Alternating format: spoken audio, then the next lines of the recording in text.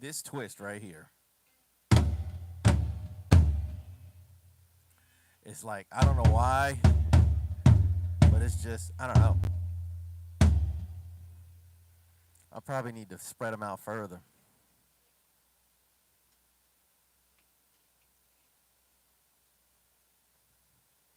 Check it out. You guys want speed? If you want speed, just do this. Just this. This is all it takes to gain speed. You know, then you might want to move it around the kit. Like, you could work, one way to develop speed is just use your fingers, finger technique.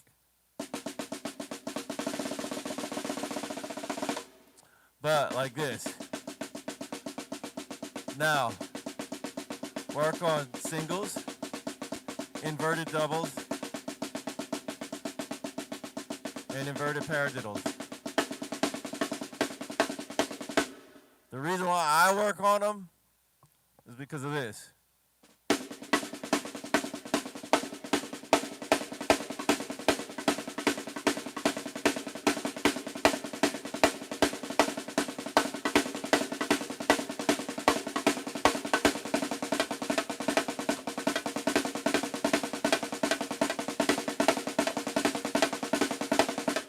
They all sound the same.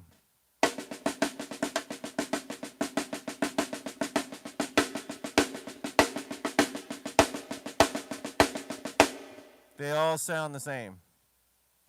But another, like, just work on that to slow metronome.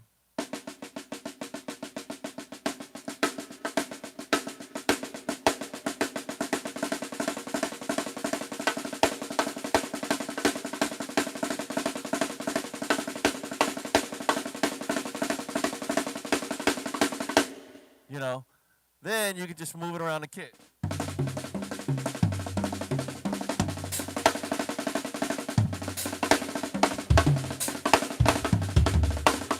You know, but move it around.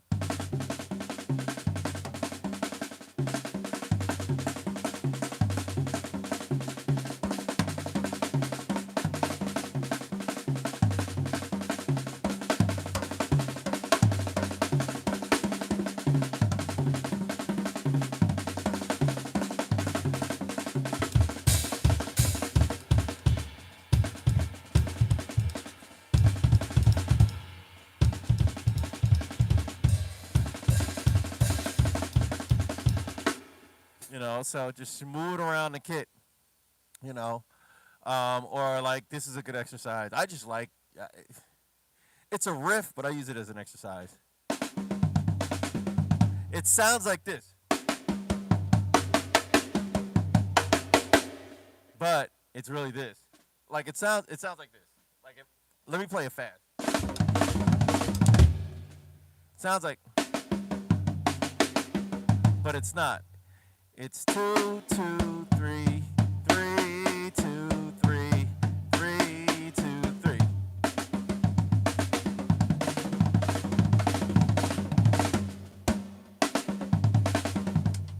Or you could, if you got another time,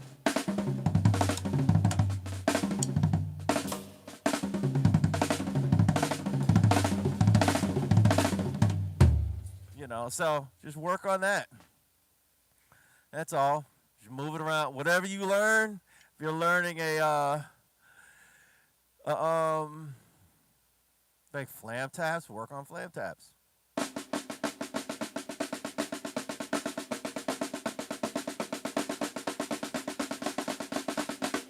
You know.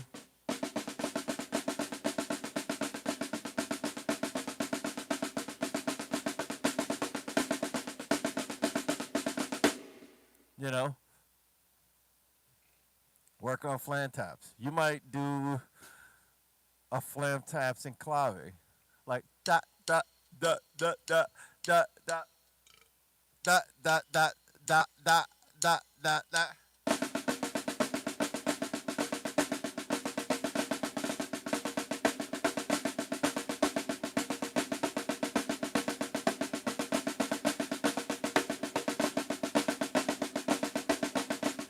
or anything that's gonna cause you to. It's gonna require you to alternate.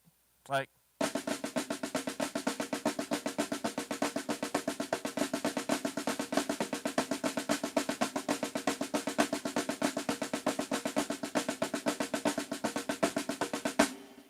another thing to work on too is just flat flams.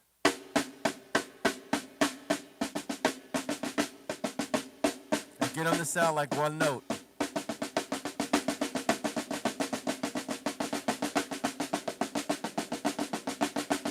The reason why is because that's the out of all the flams, that's the most used. Why? Because you're doing this flam.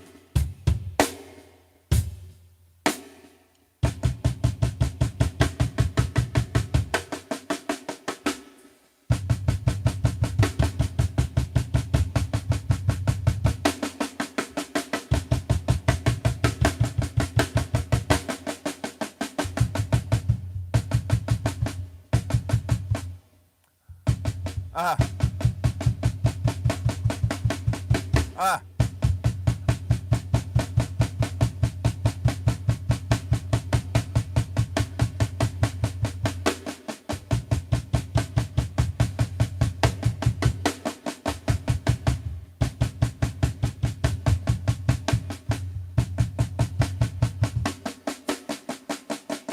Work on because that's what, like I said, that's what you're doing the most. Or unless you're playing double bass.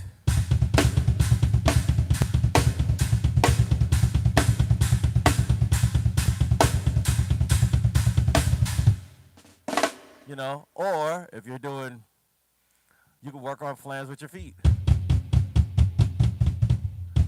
The good thing about that is it forces your weak foot to keep up with your strong foot. That's how, like a lot of guys ask me, how do you get your weak hand to match your strong hand? I forced it to keep up.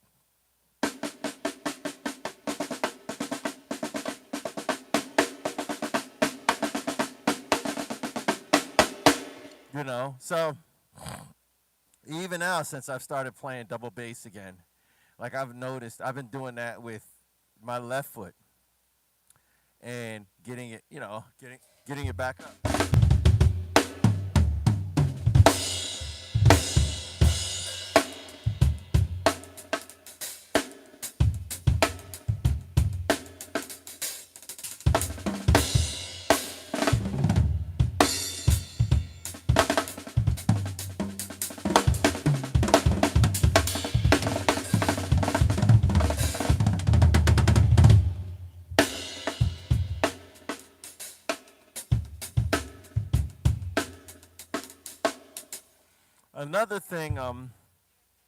Another thing, this girl is yappity yap yap yap yap yap yap, yappity yap yap yap yap.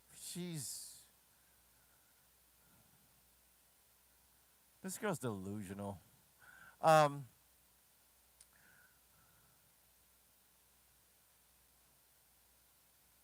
why is it giving this girl the time of day? She's like, yappity yap. Stop yapping. I'm watching this yappity yap chick on the internet, on YouTube. She's like, you want to help the sheep? You want people to subscribe to your channel and give you super chats. That's what you want. So you can pay for your dog food or your cat food or whatever. But any book that you find, like I have a book called Stick Control. It's mainly to help you gain like fluidity with your hands. And I use it with my feet. You know what I mean? It's basically, it's a book full of exercises. There's a certain way you're supposed to approach it. You don't just run through. Play them slow to a metronome, relaxed, and it worked for my hands. So now I'm running through the book with my feet. So, and I'm not the only person. There's a guy named Manny. What's going on, Jordan? There's a guy named Manny. He's in the chat. I mentioned it. He was like, I have that book. I do the same thing. I use it for my feet. It's a great book. It's a great book for your hands, and it's great for your feet. So, yeah.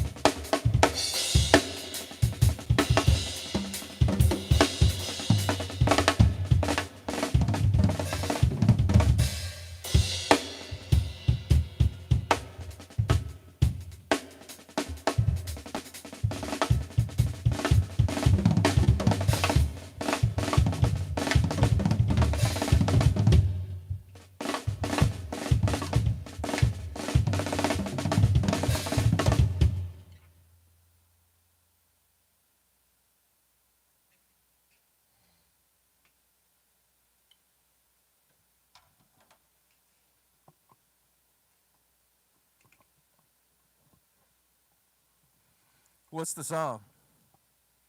If I know it, I'll play it.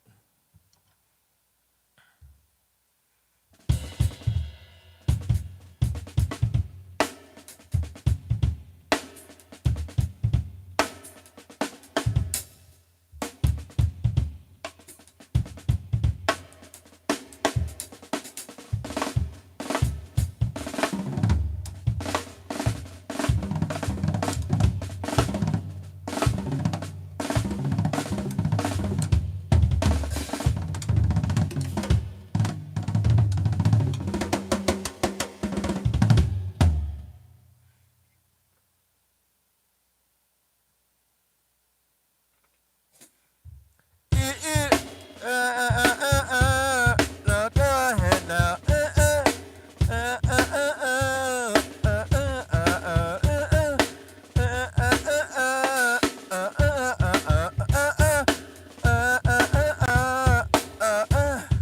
Marry him or marry me. I'm the way I love you crazy. I ain't got nothing to family tree, but it's hard to sing and play.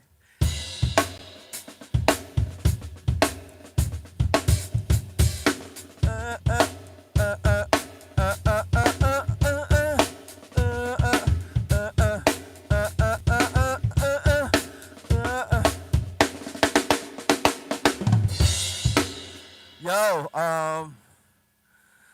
Aaron Comas, the drummer of the Spin Doctors, he is largely responsible for a good portion of the neo soul movement. He got famous with the Spin Doctors. He made a bunch of money, and then he went to. After that, he went to college for music. But he could pay it out of his pocket because he made a bunch of money from the Spin Doctors. And he had this condo in Manhattan, and it was a full production recording studio in his condo. Drums, everything. It was like a giant like rooftop. Like the dude had made tons of money from Spin Doctors, so he built his own recording studio. And the guys he was in school with is like Robert Glasper, like Bilal, like guys like Dave Chappelle used to go over there. Like they all used to hang up there and smoke a bunch of weed. I don't know if I should say it on YouTube. Smoke a bunch of weed and just he would like they would use his like he was like, yeah, come on over. They would use his spot for recording all these demos. And he was able to he did their demos. He was like, yo, I'll do them for free. So he did all their demos for free, and then after that they all went out and shopped deals, and they all got deals because of him. So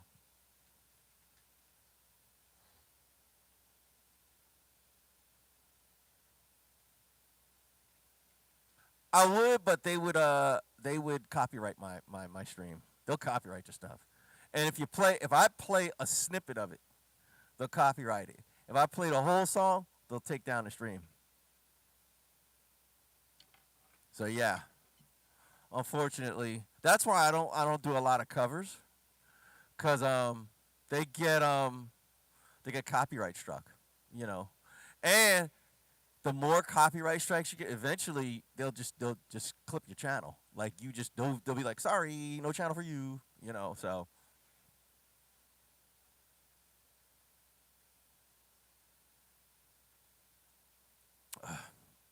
yeah, that really sucks, man. Well, blame the record industries, you know. Well, I'll say the record industry and a lot of artists are kind of stank about it. Like one person that stank about it is Drake.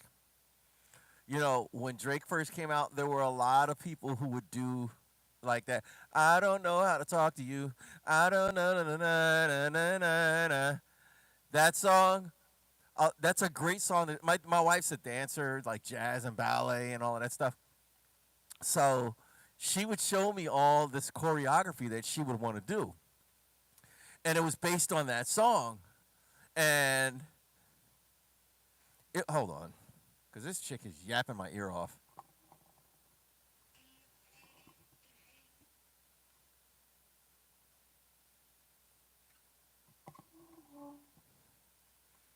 This chick is trying because Puff Daddy got let go, and they dropped the charges. She's crying. You don't know Puff Daddy.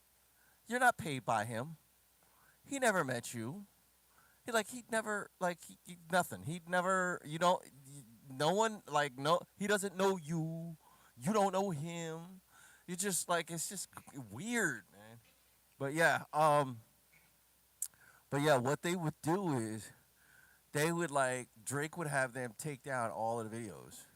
He would call YouTube and they'd be like, take down the videos, take down the videos, and eventually they just take they would take people's channels, their whole channel, you know, and a lot of times, like for me, I bet every video I do, uh, I mean, it'll. I'm gonna tell you, this is what happened. There used to be more people in the chat, but I split the content, and the algorithm got kind of screwed up. I started live streaming my exercise routine every morning, and then it's kind of like, okay, do we have exercise people? Do we push this content to exercise people? But if it's people who exercise, then they look at it, it's like Mark plays drums. Like, he exercises though. Why are you? You know what I mean? So, you know, or it would send some people who like drums to the into the streams, and they'd be like, he's not playing drums, he's exercising. This doesn't make sense. So and not only that, but I would put comedy stuff on there, just funny stuff. But it it confuses the algorithm. Cause I remember there'd be it got to a point where there were 6,000 people, a lot. It was steadily going up. My peak was like I said, 6,000. You know, and then all of a sudden I was like, oh, you know what? Why not stream some exercises and stuff like that? And that's when it went, it jumped off a cliff because the algorithm didn't know what to do. So, but I'll get it back up. Um, but yeah, but artists like Drake, for a while, Led Zeppelin, they wouldn't. They would clip your stuff. The Eagles are notorious for that. Prince was notorious for that. Um, but yeah, so a lot of artists, it's either a record label, it's either, first of all, this is what happens. When your stuff gets copyright, you get a copyright claim against you. Once you get a copyright claim against you, there's no such thing as copyright protection. There's no such thing as fair use. There's no such thing as fair use. I'm using it under fair use, and then you read that whole thing, blah blah blah, that whole fair use sentence. That doesn't mean anything, because what happens is, what they do is they will, the person who mediates whether you should get to use that content isn't YouTube. It's the artist or the company. It's the artist or the label. What YouTube is, they're simply a go-between. If you dispute a copyright claim and say, hey, I'm using this under fair use, then the artist or the label could say, we don't care, take it down. Then what happens is YouTube goes back to you and says, look, take it down, or we're just going to block your whole channel. So you're forced to take it down. You know what I mean? So that's why I say there's no such thing as fair use. Because it's not like there's a mediator saying, look, they abided by the guidelines. They don't. They leave it up to the either the artist, or they leave it up to whoever. Like, for instance, I have music. It's on all streaming platforms. If somebody uses my stuff and they notify me, I'm gonna say, I don't care. All YouTube is gonna do is, whatever revenue they get, they're just gonna split half to me, half to them. I don't care. It's free advertising. You know what I mean? But a lot of artists, they don't think that way. They don't. A lot of artists, and definitely record labels, don't think that way. They want to suck you dry. They want. They don't even want to pay the. They don't even want to pay the what do you call it? The artists. They just want to keep all the money. But But yeah, so I would play there. There's stuff like for instance, I would have. This is what's crazy. Sunday, I was playing with a guy. I can't remember his first name.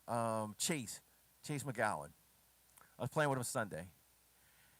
He, I was rehearsing the, I was live streaming the rehearsal, and I forgot this one part where he starts off one of his songs a cappella, and the song started off, and then once the video was published, it said, so and so and so on copyright claim, and it had his name there. And now I could have called Chase and said, hey, you know, could you hook a brother up? I'm just trying to, you know what I mean? And he would have been like, yeah, sure, I don't care. But I didn't. Nobody who wants to go through that. Like I know him personally. I know him. Like he's my friend. I know him. But I'm just like, then he has to go in his computer and go to his distributor and all of this and say, okay, blue. Like no, like nobody feels like it's like come on man, so I just deleted the whole video, but YouTube is real stank like that, man. you know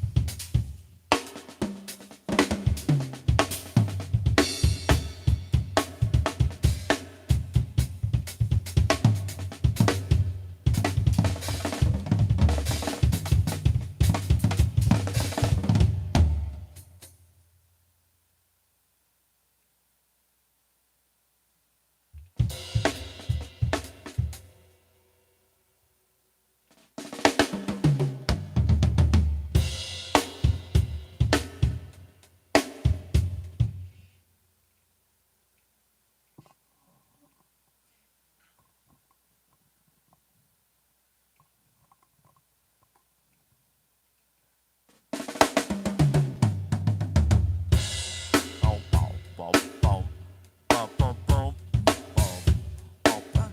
Better, better. She's a brick. Don't wanna sing the rest, 'cause they'll snipe my life.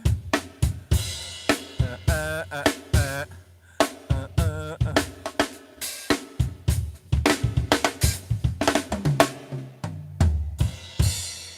Yo, that the Commodores. Lionel Richie got famous in that band, but that was the drummer's band. It was the drummer's band. The drummer was a well known. He was a well known guy. He played with a lot of people, a lot of other groups, and he financed the album. He financed the album. He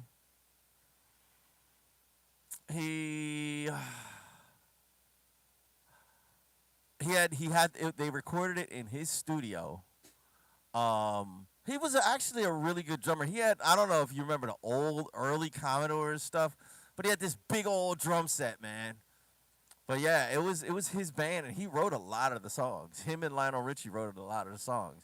He wrote that Brick House, but um, a lot of the other songs that were really really good songs, um, Lionel Richie was the hit maker. He had the voice, and he was the hit maker. So you know, um, he wrote another song.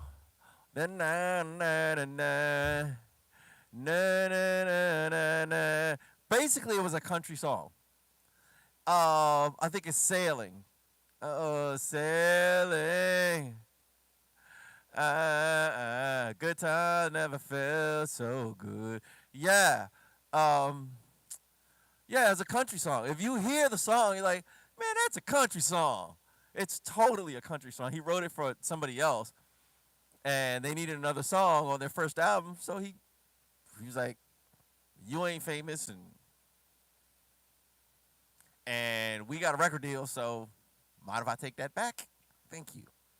And it became a big hit. You know,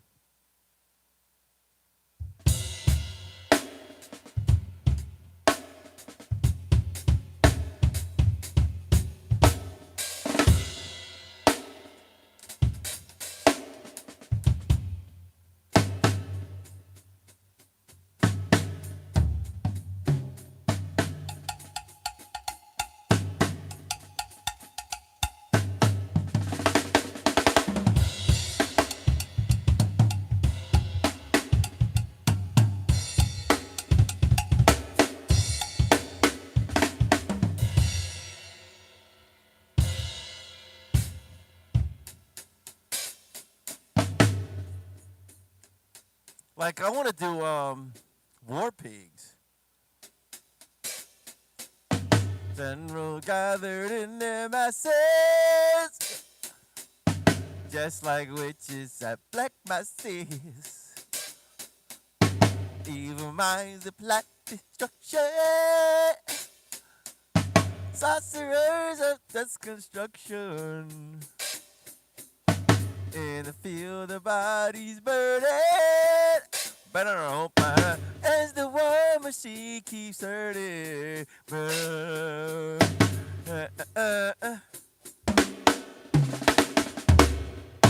Poison in their brainwashed mind. Oh, yeah, yeah.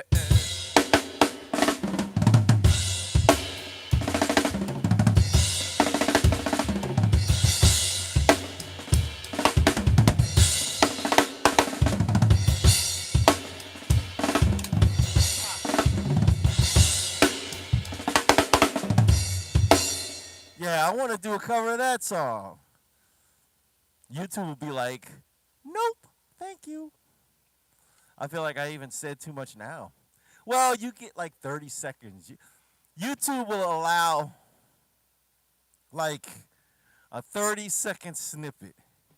It's got to be under a minute. Like I'll do covers.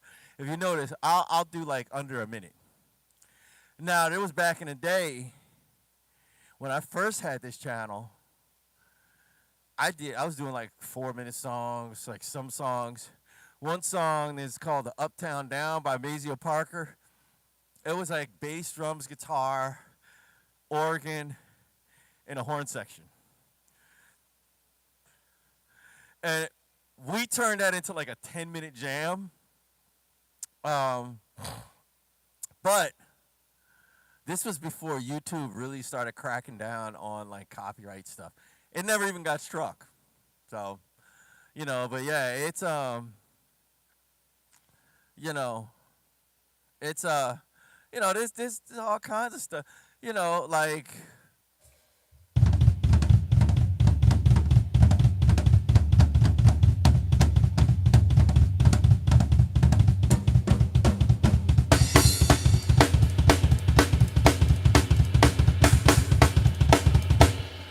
like that, Hot for Teacher. There's like a lot of stuff I want to do.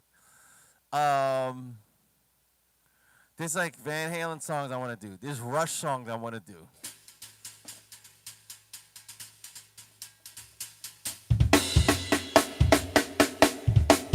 There's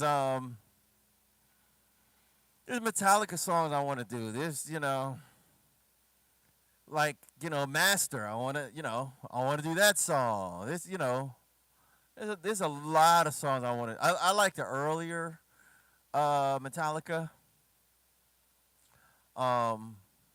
There's tons of songs I want to do. There's Ozzy songs I want to do. There's like you know there's Slipknot songs I want to do. You know what I mean? So yeah, there's tons of songs I want to do.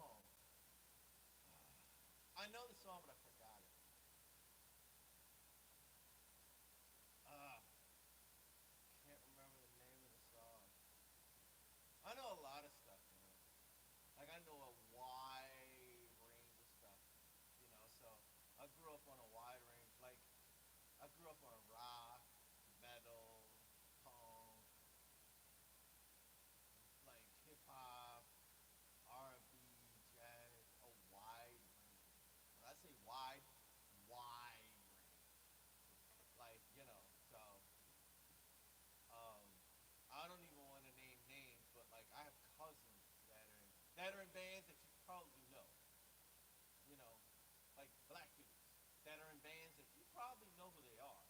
I don't want to drop names because it ain't about that, but you know, so it's like you know, like that. So you know,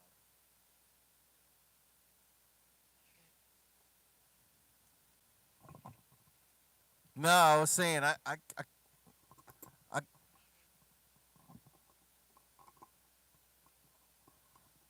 I have a wide range to pull from in terms of music. Um, a wide range. Like I grew up on a lot of just a lot of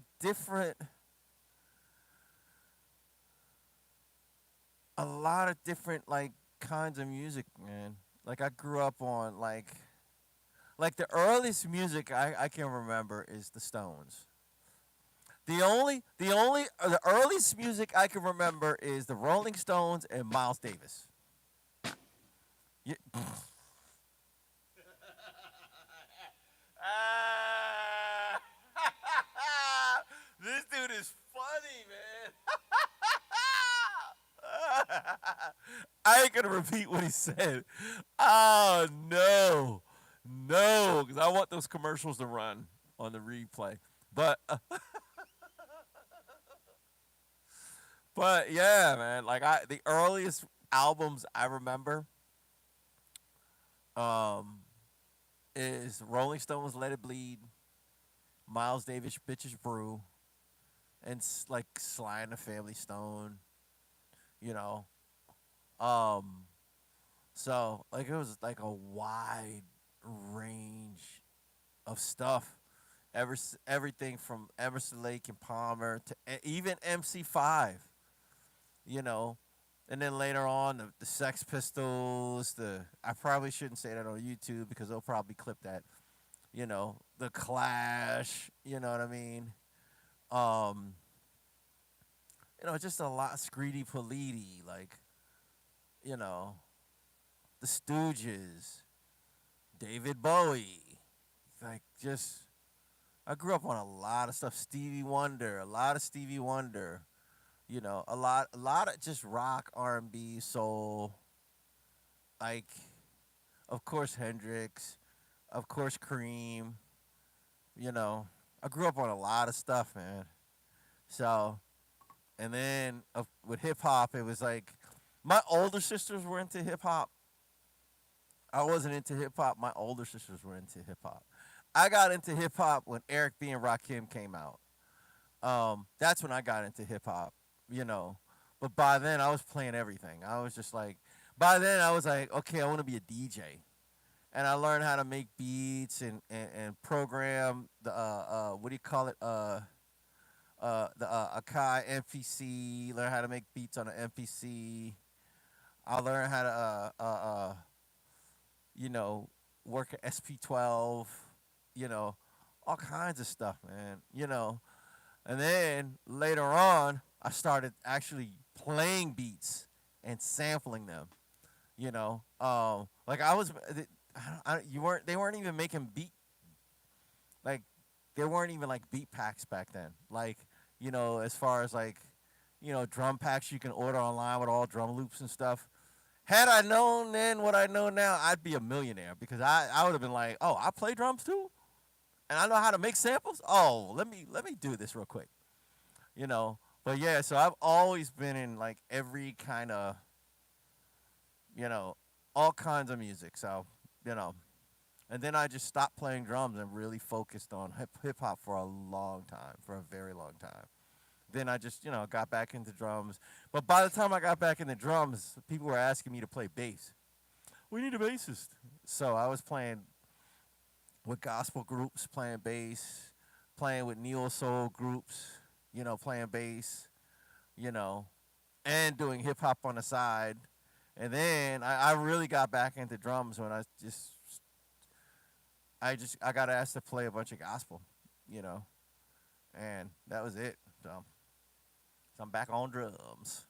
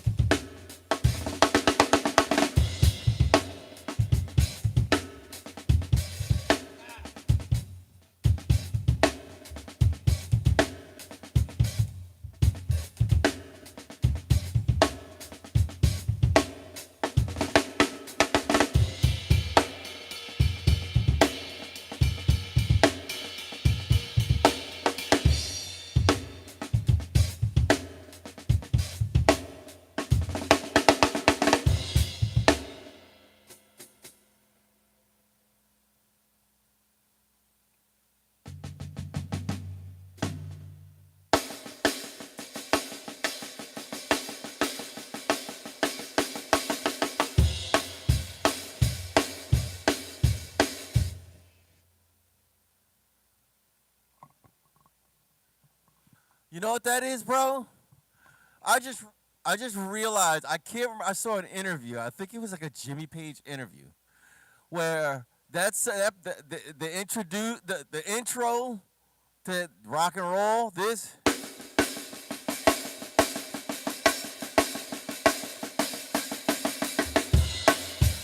dude, that's you keep on knocking but you can't come in. You keep on knocking but you can't come in. You keep on knocking, you keep on knocking but you can't come in.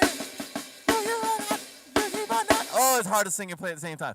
You keep on knocking but you can't come in. You keep on knocking but you can't come in. Yeah, that's what it is. You keep on knocking but you can't come in. You keep on knocking but you can't come in. I was like, oh man, that is. I am drinking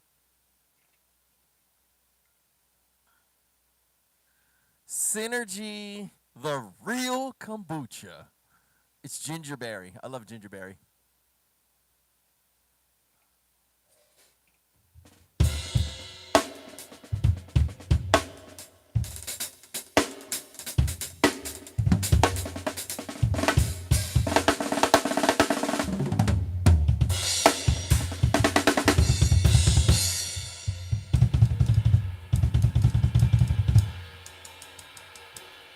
This thing has no articulation. The reason why is like the tip is like shredded. So it's about to crack. Wow. It's got like no articulation whatsoever. This one still does.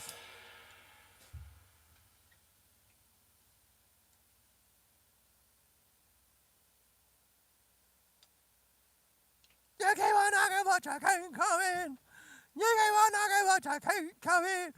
I love that part because it reminds me of that song, the Little Richard song. It reminds me of the Stephen King movie Christine with the haunted car and everything.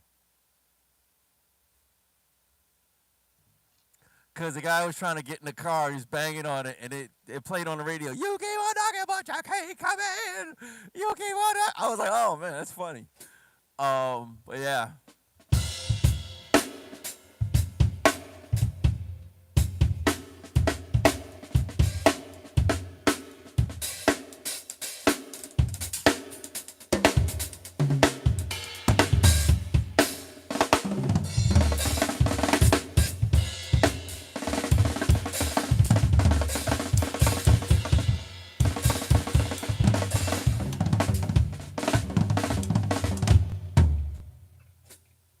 I'm trying to think of more Zeppelin songs.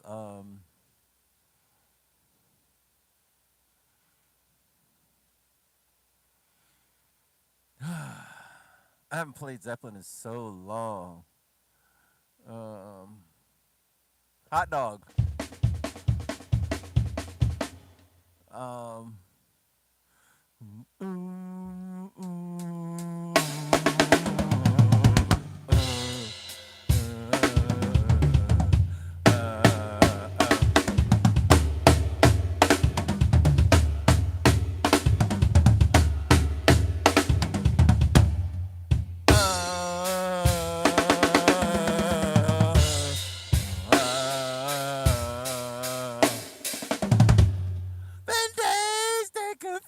for so long, it's not true. Wanting a woman. Wow. Those lyrics are crazy. Wanting a woman never bargained for you. Wow. I just realized that she must have been a tramp. Wanting a woman never bargained for a tramp. Lots of people talking, few of them know. Soul of a woman was created below.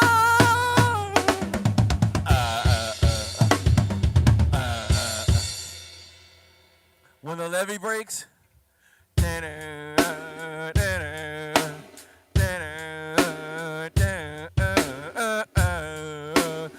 Now, the thing is, you can't really play that song right, but you can technically play it.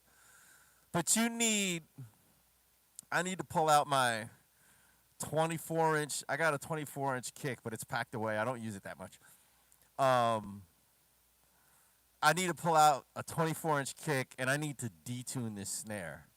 Because Bono has such a heavy sound, man.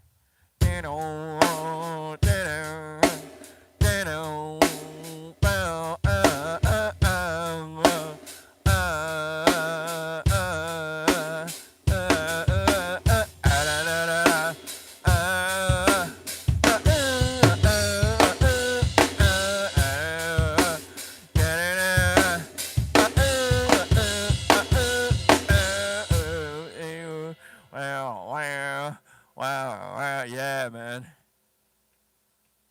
When the levee, yeah, man. I gotta get used to singing and playing because a lot of times I just want to sing songs myself.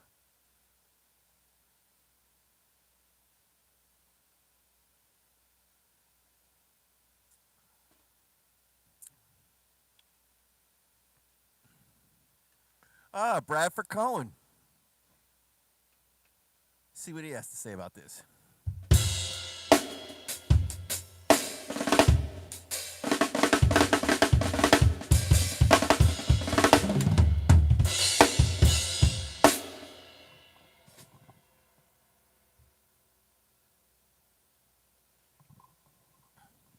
What do you mean monitors?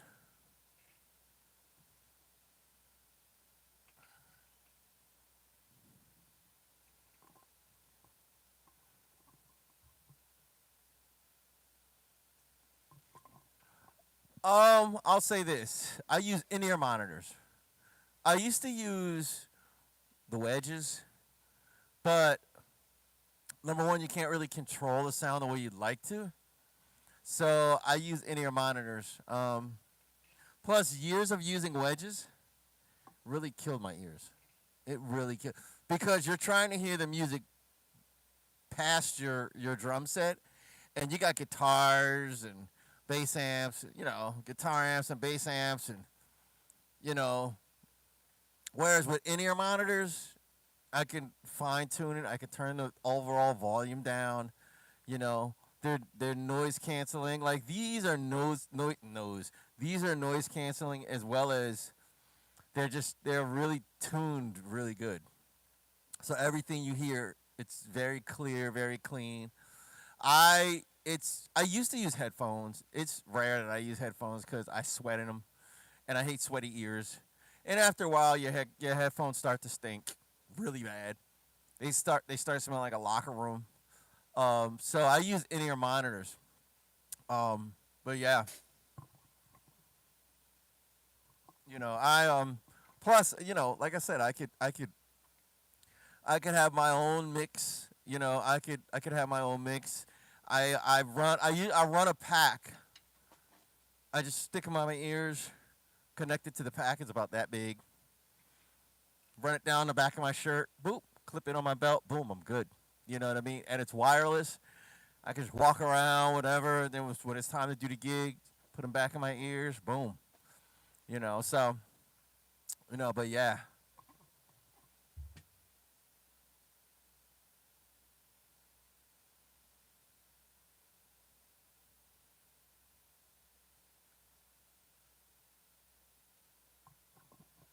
Well, the thing is with me, I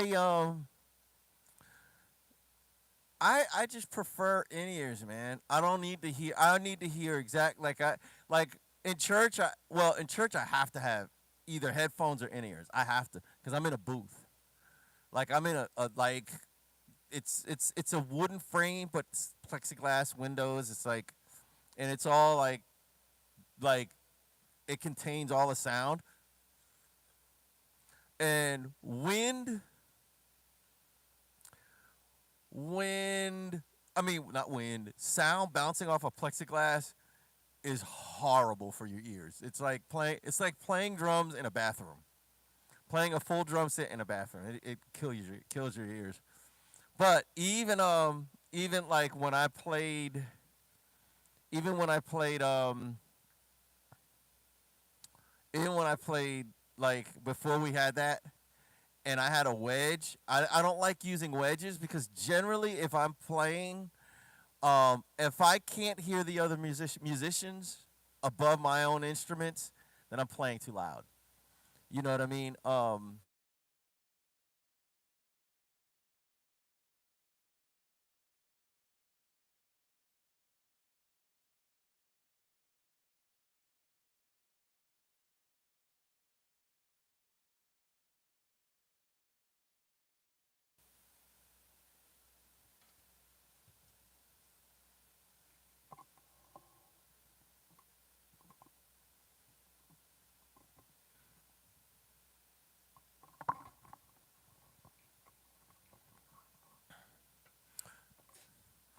So like I generally if I can hear, you know, especially if there's well, that's really if there's no monitor. If I'm just playing and there's no monitor, I if I can't hear the other musicians, then I'm playing too loud. But um, what happened, like as far as like a wedge, I've never really had to necessarily rely on a wedge. I could always kind of gauge how to like gauge my volume based on what I'm hearing.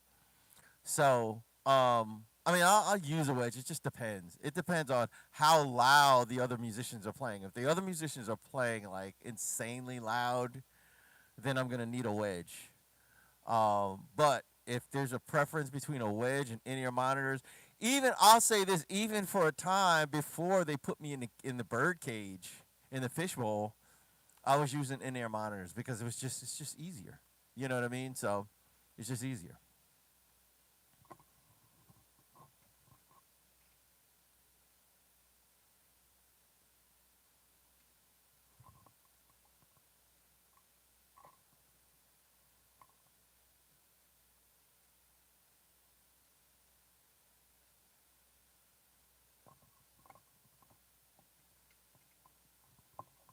Well, I'll say this: they could turn your mics down. You know, they could turn your mics down. You know what I mean? Um, yeah, they could turn your mics down. They don't. You don't have to, play. Like for instance, I've been in situations where I had no mics, and it was last Saturday. I had a situation where the bass was right next to me, the keyboards were right there, and the singer and the keyboard. She of course she had her thing going, but she had a monitor. She had like a system where you could hear her vocals and her keys, and the bass player. He's got his amp. He's got a big Mark V amp. But I had no mics, and I didn't need mics. Like I was like, I could basically, gauge the volume and play accordingly. But if they mic'd me, like if I'm in situations where, I'll say this, man. This is the thing with sound guys. They'll say, "Oh, you got to play quieter. How about you turn the mics down? How about that? How about just turn the mics down? Instead of, Now if you're in a studio setting, I could see that. I could see where it's like if I'm hitting the cymbals too hard, then I won't hit them as hard. I'll just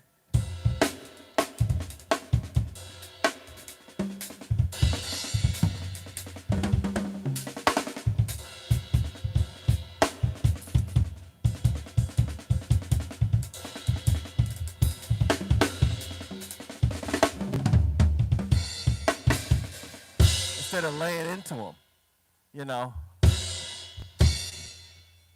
I'll just hit them a little softer.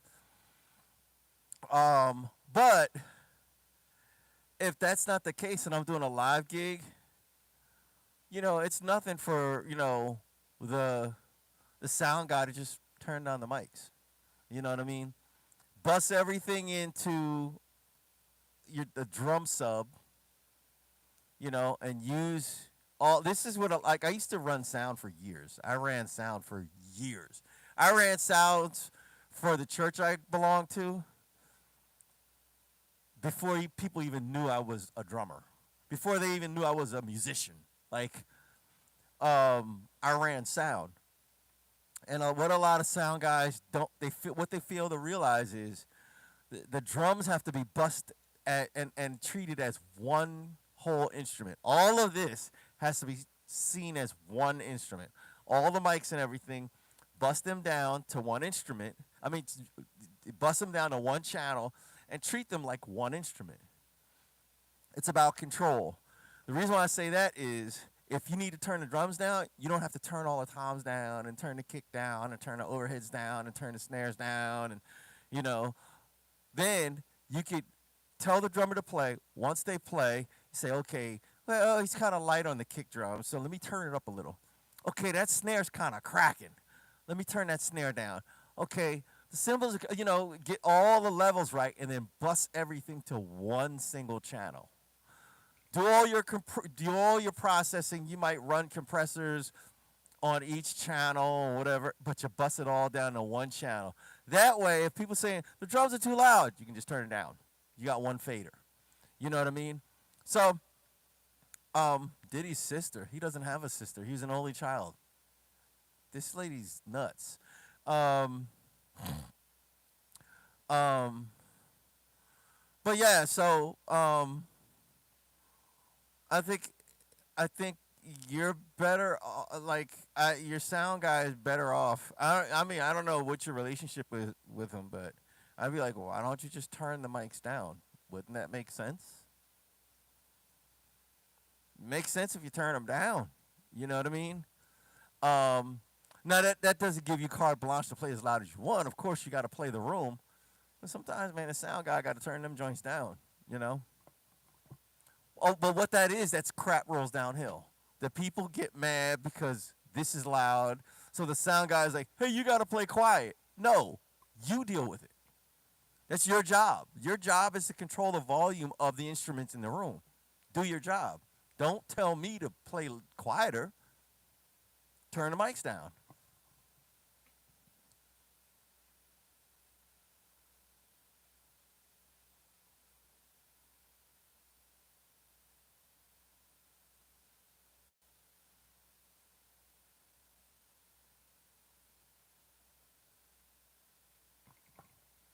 Oh, yeah. Then all the more reason for him to turn those mics down. All the more reason. Because once you're working in a DAW, that's when you gotta be like, okay, well, let me turn this down really, really low. You know what I mean? The volume of the instruments going into a DAW is contingent upon how high the faders are. You know what I mean? If the faders are low, then you're gonna get a nice low signal. That's about. Let me tell you something. I don't know your sound. I don't know what's going on, but the sound guy is turn him down, turn him down, turn him down. So the instruments aren't peaking. That's about the volume level. That's not about how you're playing. That's about the volume level going in, and you can simply turn that down. With a fader or a knob, depending depending on what you're using, whatever interface you're using. Turn them down on the actual interface. You know, and then you could check all the levels in your DAW.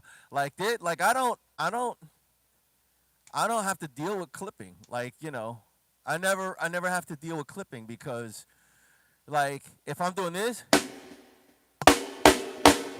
you know, you could see my DAW, you could see my interface flashing, but none of them go to the red. None of them. The snare mic is barely going up. You know what I mean? So I don't, and trust me, if it started clipping, you hear, so, but that's because I turned everything down, you know.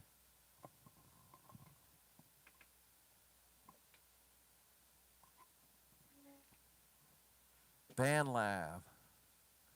Isn't BandLab, is BandLab Sonar? it's what used to be Sonar. If it is,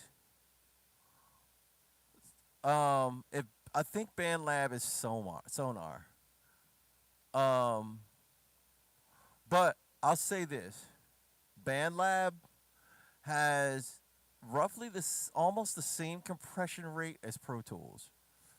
I know that because I use Mac, I used to use Windows, and I had Sonar. And I noticed I would record in Pro Tools and I would record in Sonar, and I was like, man, the compression rate sounds about the same. They sound pretty close. But it was insanely like hard to kind of figure out. That's why I switched to Logic. Well, I switched to GarageBand, and then I did GarageBand. I didn't even use GarageBand long enough to really figure it out.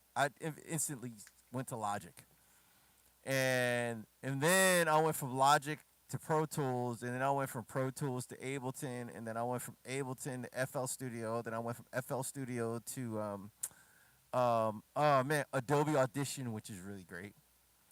And then I went from Adobe Audition to like Studio One. I just did all. I learned a bunch of DAWs to kind of familiarize myself with, because I think certain DAWs lend themselves to certain workflows.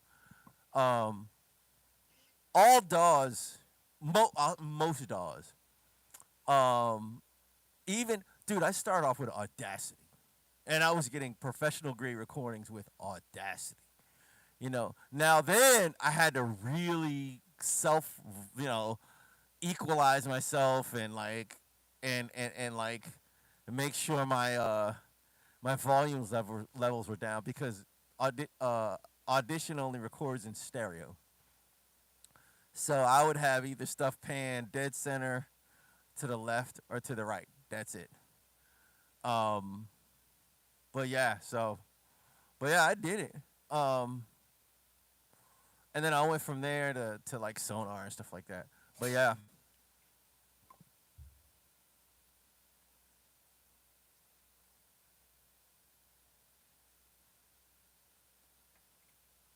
oh yeah. You know what? It depends, man. Let me tell you something. I've heard iPhones have. It depends on the phone. I don't know about Androids. I stopped using Androids for like a while ago. I still use them, but not necessarily for like recording. But iPhones, just a raw iPhone mic, their mic is really good. Their mic is really, really good. Like you can, the levels are actually. I don't know. Like I've heard whole bands played with an iPhone. And it sounded great.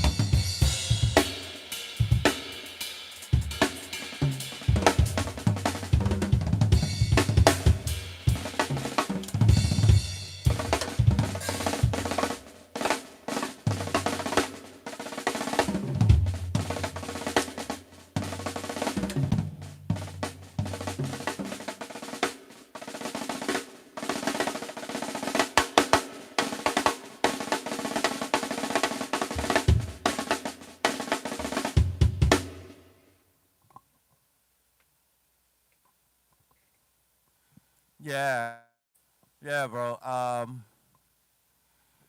Let me think. I think there are certain Android mics that you could get, like you know, like what's the like they make a Zoom mic, a little tiny Zoom mic that you could use for Androids, and it's a Zoom mic, so it actually sounds really good.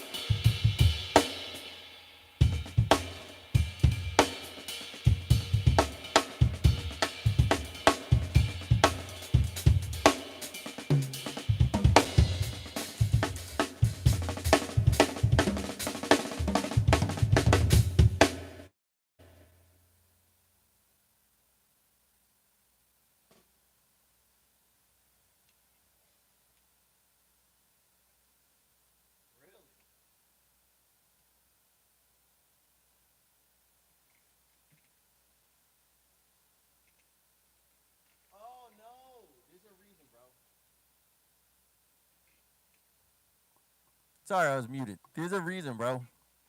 Um, it buffers at church because there's a lot of electromagnetic interference. It buffers at home because you're close. There's less electromagnetic interference, and you're closer to the router. But yeah, or even if you don't have a router in your house, there's less electromagnetic interference. When you're at church, yeah, that it's gonna happen. Like if you come to our church, you gotta. I Whenever I live stream from my church, I go on the my church's Wi-Fi. Like my phone because there's multiple reasons. Like we have a system where it's an MXQ app, and the entire sound system is plugged in. My app is plugged into the sound system. So you got to get on the Wi-Fi. Connect to the router, of course, via Wi-Fi, and then once you open the app, it just automatically connects. So then what happens is, like I said, I have wireless in-ear monitors, and it's connected to like a giant panel of just like equipment, just like monitor, whatever, just all kinds of stuff. So my signal goes to a specific like a pod that I have to turn on. And once I'm on that pod, I have a specific channel that I'm like the channel like mine is channel 5. Channel 5 is designated to drums. And once I'm on that channel, I can like a mixer shows up on your phone. And then it's like the vocals. Okay, I could turn all the vocals down. I could turn my kick up. I could turn the bass up. I could turn the lead vocals up. I could do all of that stuff. But if I didn't have that, I wouldn't have any internet because there's so much. Like you got to consider the lights create electromagnetic interference. Everybody else's phone is creating electromagnetic interference. You know what I mean? Like there's so much going on when you're like at church as opposed to when you're at home. You might have your like a computer on or whatever, you know. Or if you're still getting like interference, you turn off the light and you're good. Like, so but yeah, even I'll say this, even in here, a lot of times I get electromagnetic interference because I have a computer there. I got a computer there. I have a smart TV there. I got lights there. I got lights there. I got lights there. I got track lights there. I got lights over there. I got a recessed light like behind all my equipment over there. I've got one, two, three, four, 5 sets of studio monitors. I've got an iMac right there with an extra extra monitor like TV that I use as a monitor. It's actually a smart TV that I use as a monitor. I have another JVC smart TV that I use as a monitor. I've got a MacBook right there. I've got an interface with an amp that supplies all the power to a bunch of like I've got so much stuff going on in here. I've got an organ right there. It's off, but still, like I've got a bunch of mics running, so there's a lot of electromagnetic interference. But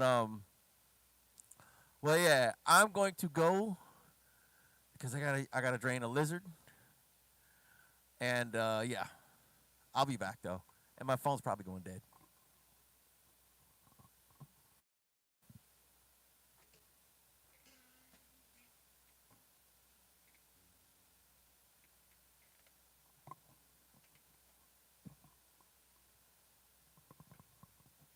Do mics enhance Well, it depends, man.